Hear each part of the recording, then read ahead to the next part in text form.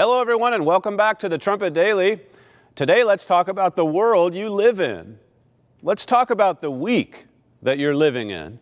It's a week when a group of people went to their synagogue in West Jerusalem to worship. They bowed their heads and focused their minds. They held their holy books, and they said their prayers. And then they suddenly went from being mourning worshipers to murder victims. 2 men ran into the room and hacked them to death with axes and a meat cleaver. Then they ran to the next room to stab and shoot as many people as possible.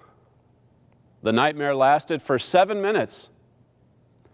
Outside the building, people were fleeing for their lives, covered in blood, their faces half missing. A police officer was mortally wounded. Inside the building, blood covered the floors, the walls, the holy books, and 4 more people who were lying dead. As you probably know, this happened in Jerusalem on Tuesday morning. That's the world you live in. And as horrible as this is for those victims and their families, this isn't just a mass murder. This isn't just a local crime. This is a bloody red flag of something much, much bigger.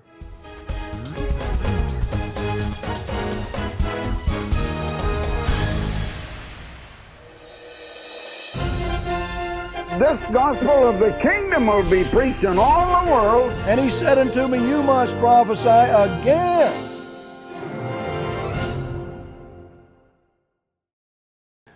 On Tuesday morning, 2 Muslim terrorists from East Jerusalem killed 4 Jews and a police officer before they were then shot and killed by police. And here is our first clue that this massacre is part of something much bigger. The reaction of the Palestinians on the street. What did they do?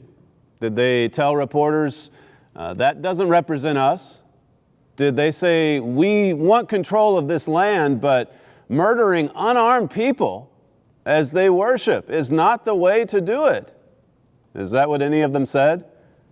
Well, at least the ones that you saw in some of the footage, they certainly didn't say that. They were cheering.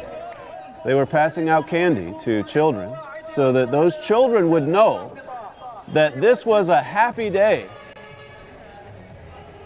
They even waved axes in the air. What an environment for those children to grow up in. I mean, they made it unmistakable that they were celebrating murder, celebrating it.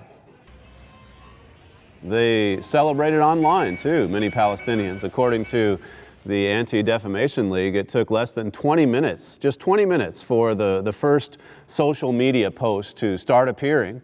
They celebrated 2 murderers. They focused on their deaths, calling them martyrs. They drew pictures of them standing in blood in a synagogue with Jews lying dead all around. Think about that. Someone heard about a massacre and was so excited that he drew a picture to celebrate it.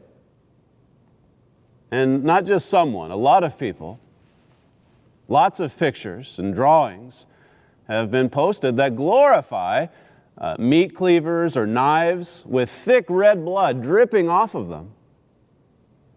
Now, as you know, if you followed Middle East events at all, Palestinian terrorists aim to murder Jewish civilians, men, women, children, babies.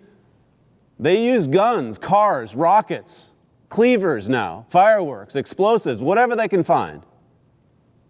And really, they don't even aim specifically. They just kind of point it in a general direction, whatever the weapon is. The general direction of a group of people that they think are mostly Jews, and then they press the accelerator or they detonate the bomb. That's what we've seen play out over and over and over again. The same old story, and it's intensifying. Let's notice a few verses that we've gone through before with you. Zechariah 14, to begin with. You've probably seen some reports, maybe some video footage of just how things have been intensifying in Jerusalem over the past several months.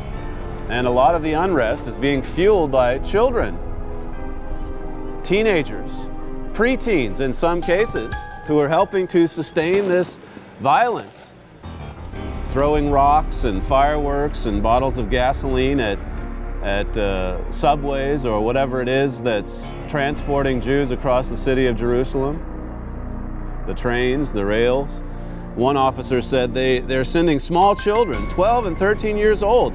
They're not even youths. They're children. And as I said, I mean, this is part of a larger movement, a movement really that stretches all across the Middle East, even beyond the Middle East, in many ways.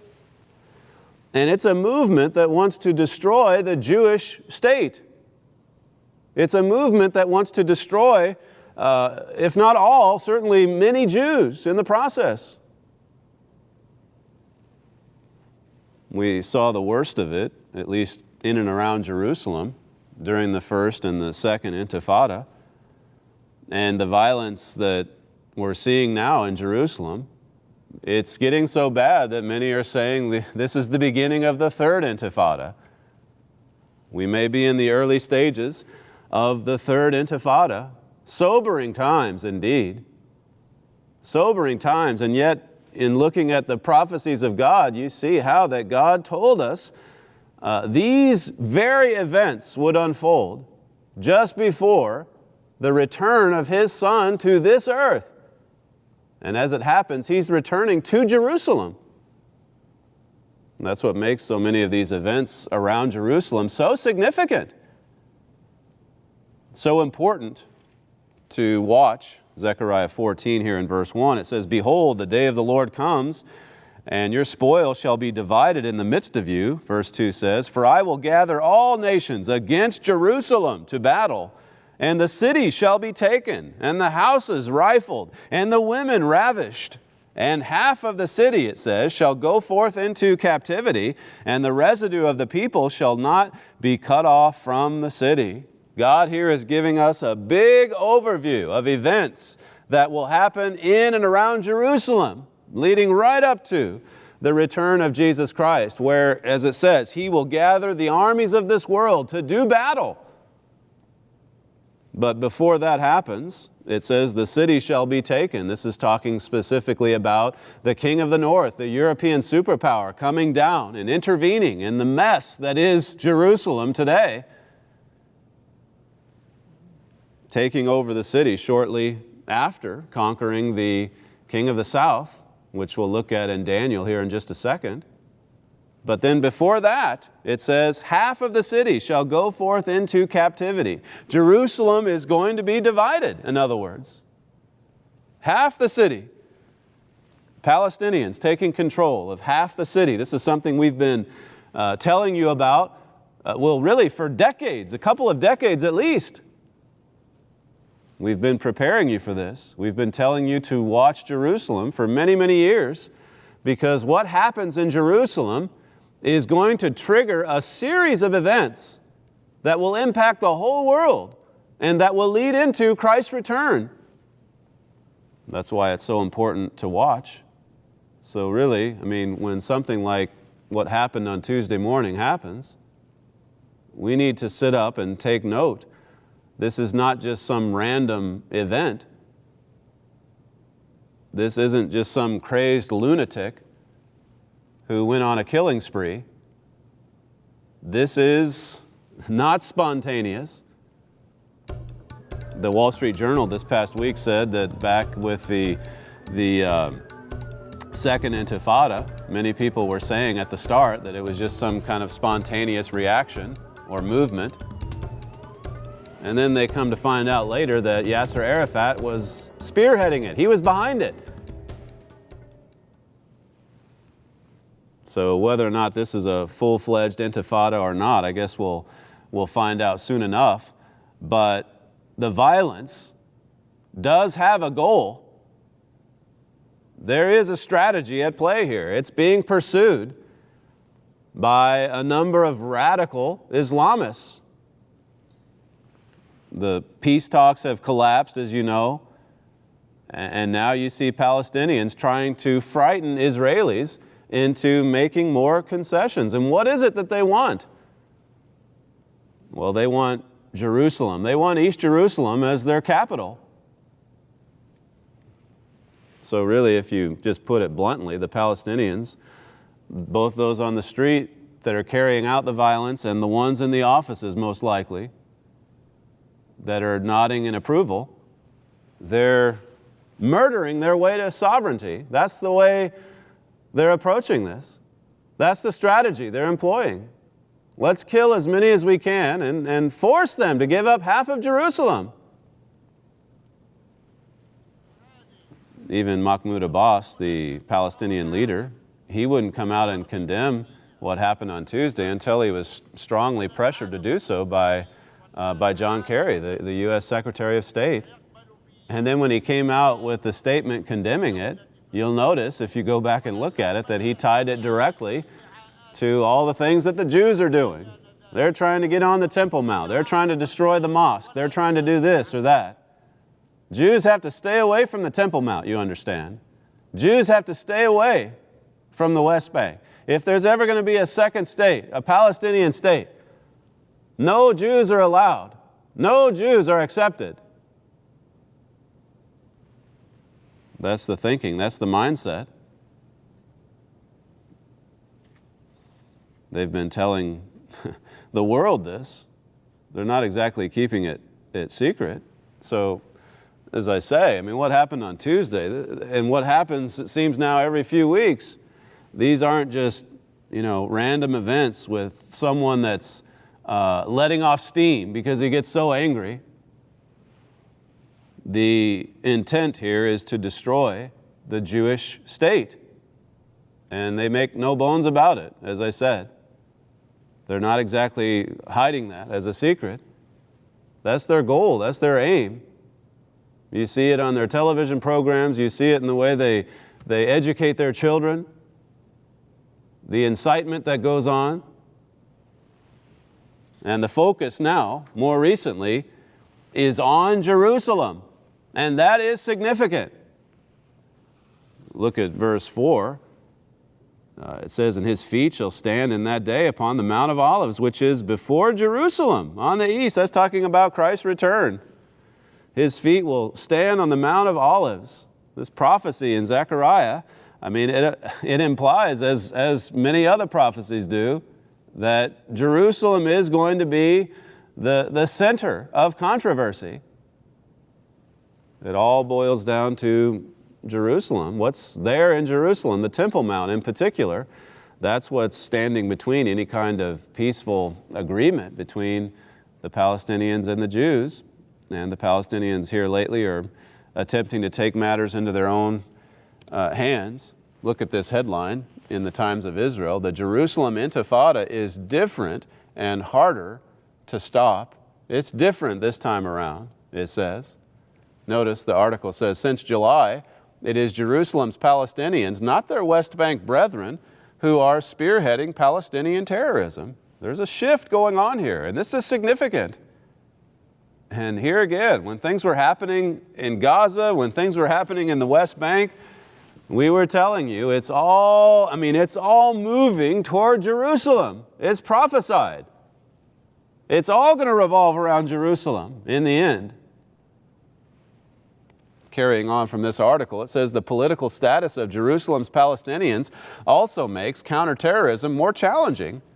Carrying Israeli ID cards and able to travel freely throughout the city, Jerusalem's Palestinians are often indiscernible from the city's Jews.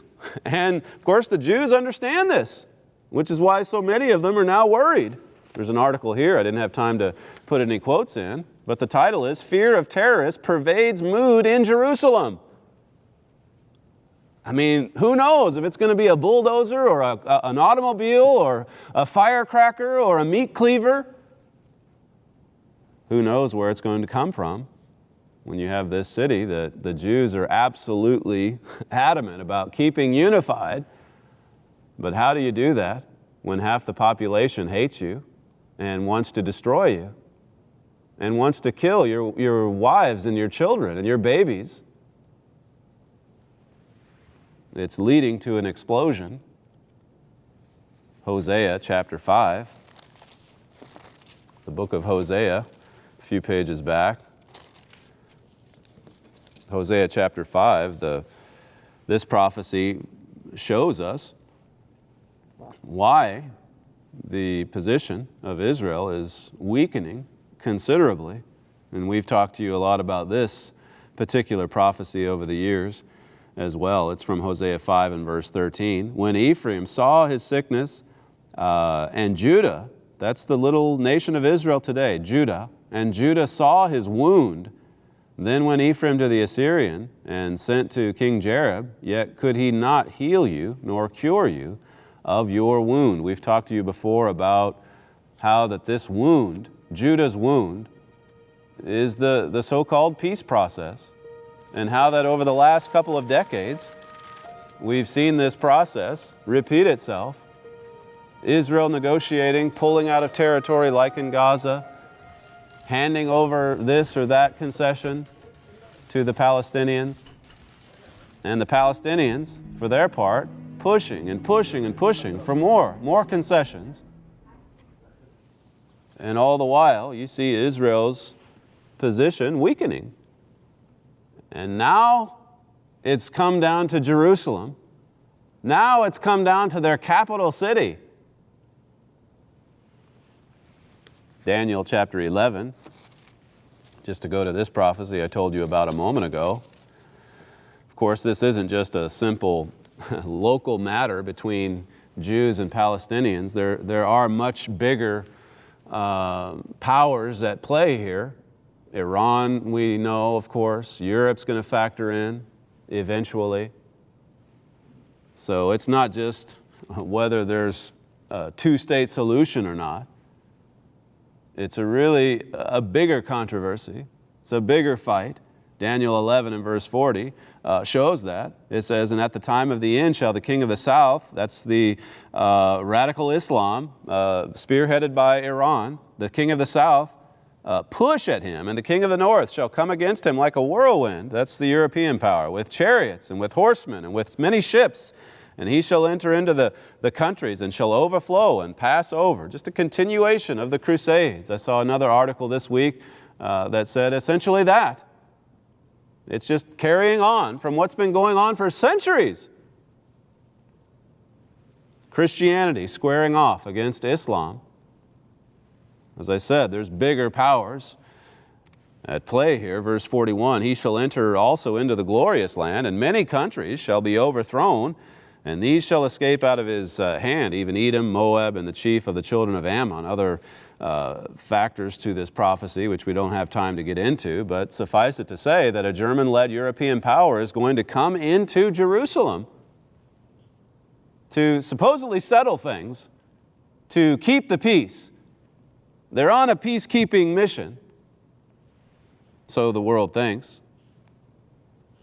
Look over at Zechariah, one more verse here before we conclude.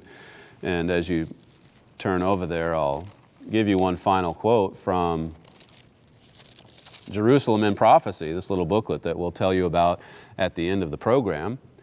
It says, this is my father writing, 3 great religions, Christianity, Judaism, and Islam, all have an intense interest in Jerusalem. That city is the 3rd most holy site to the Muslims. It's the most holy city for the Jews. Christians consider it their 1st or 2nd holiest city. In the end, it says, it's going to bring disaster to all 3 religions. In the end, see, it's going to bring disaster. And all of this, as I said at the top, is a lead-in right into the return of Jesus Christ. And then God will begin to do something with the city of Jerusalem that will make it a city on a hill for the rest of the world, a shining light for the rest of the world. But look at what man has been able to do with that city, or not been able to do. Zechariah 12 here in verse 3, it says, and in that day will I make Jerusalem a burdensome stone for all people. All that burden themselves with it shall be cut in pieces, though all the people of the earth be gathered together against it. I mean, that's the way it is for the civilization of man today. Any nation that's gotten involved in this city, I mean, it's just become a burden for them. A heavy burden at that. Nothing highlights man's inability to solve the problems of this world quite like Jerusalem. Look at that city today. Look at how bitterly divided it is. Look at the tension that's there. Look at what it's building toward. So many people have such an intense interest in this city, and yet it's just become a heavy burden for all who try to intervene. But no one's interest is as intense as God's. God has an interest in this city. He's chosen this city to be the eternal capital of the world, ultimately the universe. You can see why Satan stirs up so much violence and hatred. He knows what's coming. He knows what God is preparing for.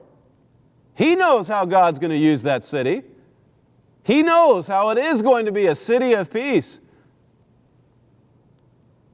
Today, it's not a city of peace. We have a booklet for you, Jerusalem in Prophecy. It's the one I quoted to you from in this program, written by my father, Jerusalem in Prophecy. It's time for you to start focusing in on this city, to, as we've said, watch Jerusalem. If you call the number on your screen there, we can send out a free copy of this booklet to you. No cost, no obligation. Your address will be secure in our database. We don't hand those out. We just want for you to be able to read and study this booklet.